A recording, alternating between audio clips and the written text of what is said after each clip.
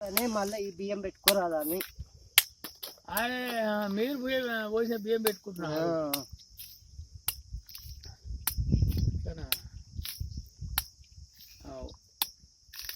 ఇంకా అలా ఉంటాయి కదా ఒడి బియ్యాలు. అదే ఈ బియ్యం ఆ బియ్యం ఎక్కువ అయిపోతాయి. పెండిగా పెట్టేస్తే అయిపోతుంది. పోతుంది.